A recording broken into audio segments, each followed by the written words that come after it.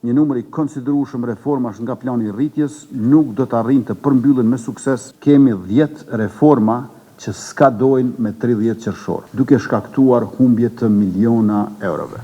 Numri më i madh i reformave do të raportoheshin të kryera deri në fund qershorit, në qoftë se krahas vullnetit të madh e të mirë e punës serioze të qeverisë sonë, do të kishim edhe një opozitë parlamentare serioze që merr përgjegjësinë e cila i takon kuvend. Ne jemi në një situatë ku e kemi një opozitë e cila zgjedhet për të mos ardhur në kuvend, edhe kur vjen shikon cilat ligje me i blloku. Kjo është vërtet sfidë për neve si qeveri dhe është humbje e kohës dhe e mjeteve për neve si shtet. Pikërisht për këtë shkak që nuk kemi kuvend e kemi zgjedhje, një numër i konsiderueshëm reformash nga plani i rritjes nuk do të arrijnë të përmbyllen me sukses për brenda afatit të paraparë e të paralajmëruar. Konkretisht kemi 10 reforma që skadojnë me 30 qershor, 9 prej të cilave tashmë janë të rrezikuara duke shkaktuar humbje të miliona eurove. Bëhet fjalë për 12 projekt ligje, për hartimin e të cilave ministritë përkatëse kanë bërë punë të jashtëzakonshme duke i parafruar ato me ligjet në Bashkimin Evropian dhe me standardet evropiane. 3 prej tyre tashmë i kemi miratuar në qeveri. Bëhet fjalë për projekt ligjin për energji, e kemi miratuar me 10 prill, projekt ligjin për energjinë elektrike me 14 prill dhe projekt ligjin për inovacion dhe ndërmarrësi me 20 prill. Projekt ligjet e tjera, sikurse 6 projekt ligjet e pakos reformës në drejtësi, për ndihmë shtetërore, për kamat vonesat në transaksionet bankare, për menaxhimin e pasurisë së sekuestruar dhe të konfiskuar, janë në finalizim dhe do të mund të miratoheshin këtë muaj po të kishim kuvend funksional.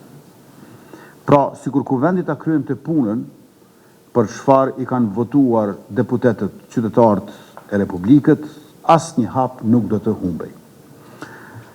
Të nderuar ministra e ministre, zëvendës ministra, të nderuar përfaqësues nga institucionet e pavarura të Republikës Kosovës, zgjedhjet ishin të panevojshme sepse ofruam zgjidhje të shumta. Sot do të kishim një president të propozuar nga opozita. Nuk deshën pasi qartazi donin zgjedhje me çdo kusht. Ky veprim i parësyeshëm po na kushton jo vetëm me humbje të miliona eurove nga Bashkimi Evropian, por dhe me humbje të kohës e ngadalësim të procesit të integrimit. Reformat nga plani i rritjes janë për të përshpejtuar procesin e antarësimit të Kosovës në Bashkimin Evropian, por fatkeqësisht bllokada me të cilën po ballafaqohemi ne është për ta ngadalësuar atë. Por qytetarët si çdo herë do ta zhbllokojnë edhe kuvendin e do t'i përshpejtojnë reformat. Ne po punojmë që çdo hap që mund të bëhet nga qeveria të kryet. Pra jemi në krye të detyrës. E çdo hap që kërkon miratim në kuvend të jetë gati për seancën e radhës pas zgjedhjeve, ashtu që afati i dhjetorit të mos rezultojë me humbje të mëtutjeshme. Janë gjithsej 79 hapa të reformave që përfshin periudhën 2024-2026 me vlerë financiare prej mbi 579 milion euro.